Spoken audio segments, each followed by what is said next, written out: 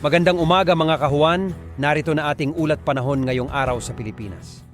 Ngayon ay April 21, 2024 at narito ang update ukol sa maging lagay ng panahon sa susunod na 24 oras. Patuloy pa rin umiiral ang ridge ng high pressure area dito sa may silangang bahagi ng Northern at Central Luzon, kung saan ngayong araw ay naasahan pa rin natin yung mainit na panahon dito sa malaking bahagi ng Luzon, kasama na dyan ang Metro Manila. Samantala, yung LPA or yung low pressure area naman na minomonitor natin sa labas ng ating area of responsibility ay huling namataan sa layong 555 kilometers southeast ng General Santos City. Nananatiling mababa yung tsansa nito na maging bagyo, ngunit yung trough or yung extension nito ay nakakaapekto dito sa may timog ng Mindanao, kung saan ngayong araw itong trough ng LPA na ito ay magdudulot din ng mataas na tsansa ng mga pag-ulan, pagkidlat at pagkulog dito yan sa may silangang bahagi ng Mindanao. So pag-ingat po para sa ating mga kababayan dyan sa posibilidad ng mga pagbaha at pagguho ng lupa.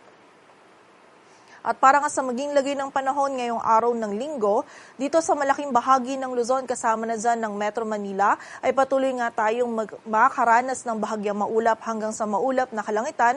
Magiging mainit at maalinsangan pa rin po yung ating panahon, lalong-lalo na sa tanghali.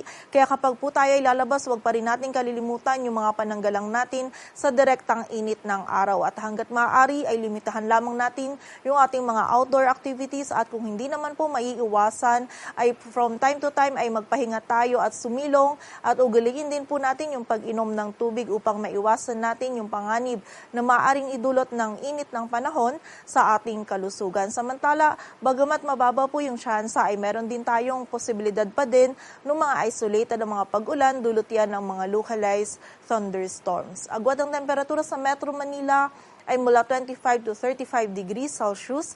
Sa Baguio ay 16 to 26. Ang maximum temperature sa Tuguegarao ay maaaring umabot hanggang 38 degrees Celsius. Samantala sa Tagaytay naman, Legazpi City at Lawag City, ang maximum temperature ay maaaring umabot hanggang 33 degrees Celsius.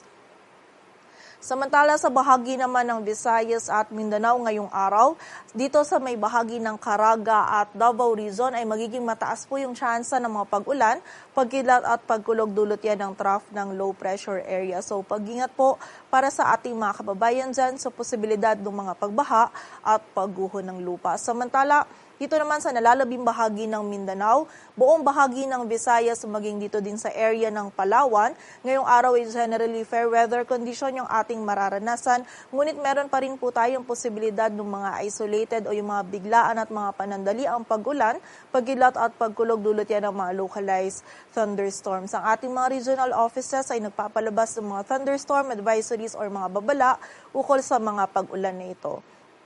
Agwat ng temperatura sa Cebu ay mula 27 to 32 degrees Celsius at sa Davao naman ay 26 to 33 degrees Celsius. At para naman sa lagay ng dagat baybayin ng ating bansa, wala po tayong nakataas na gale warning, kaya malayong makakapalaot yung mga kababayan natin mga isda, pati na rin yung may mga maliliit na sasakyang pandagat. Dito sa Metro Manila, ang araw ay sisikat mamayang 5:39 ng umaga at lulubog mamayang 6:11 ng hapon.